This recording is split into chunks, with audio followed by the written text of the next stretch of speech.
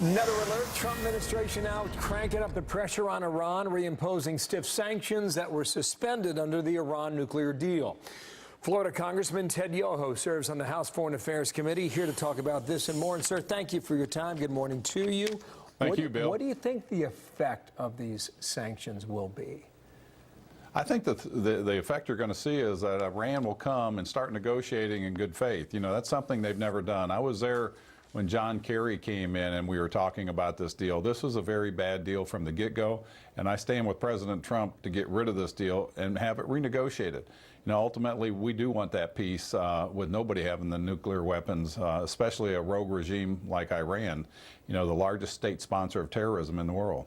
Okay, so you think Iran comes back to the table. What is Iran willing to give up? Well, you know, when you looked at the sanctions that were put on, they were coming to the table because the sanctions were working. The mistake President Obama made was he released all these sanctions, and they pretty much got everything they wanted, and we didn't get a whole lot. They were able to trade in precious metals, gold, things like that, oil, and we could ship in fruits and nuts to Iran is pretty much what we got out of that, and the assurance that they wouldn't, you know, build the nuclear weapons.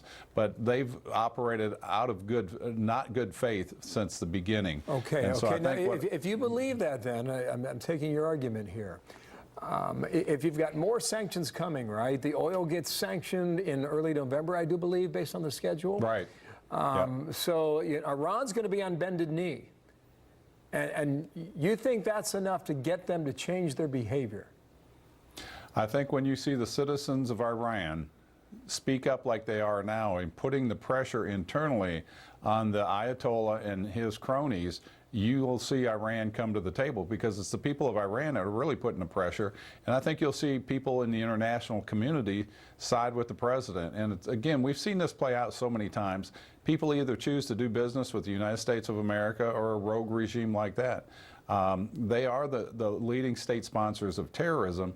And we've talked to people that were in Syria, that Hezbollah now today is better staffed, better equipped, better trained than they were prior to the JCPOA. That infusion of cash that President Obama allowed really outfitted these guys, and they're using just pretty much Gestapo tactics, is what we were told. Two things in here. Syria. Okay, two things here quickly. John Bolton yesterday at this very hour was here talking about this. I'm going to play a little clip for you here. He says their objective is not to kick the government out. This is what he said. Well, our policy is not regime change, but we want to put unprecedented pressure on the government of Iran to change its behavior. And so far, they've shown no indication they're prepared to do that. The president's made it clear repeatedly that he viewed the Iran nuclear deal as one of the worst in American diplomatic history. I thought he was right on target on that. We are not going to allow Iran to get nuclear weapons. So there you have the administration's position. Here's the answer from Tehran. In my opinion, what Americans are seeking in their psychological warfare is to make Iranian people hesitant about their country and take advantage of it for their Congress elections in the coming months. Maybe he sees it as political. But what do you think of John Bolton's point? We're not into regime change here. He stated that several times. I think we've been down that path. Yeah, we've done that. I mean, we've seen us attempt to do those things in the past. Those are failed foreign policy ideals. John Bolton wrote a very good book called Surrender is Not an Option.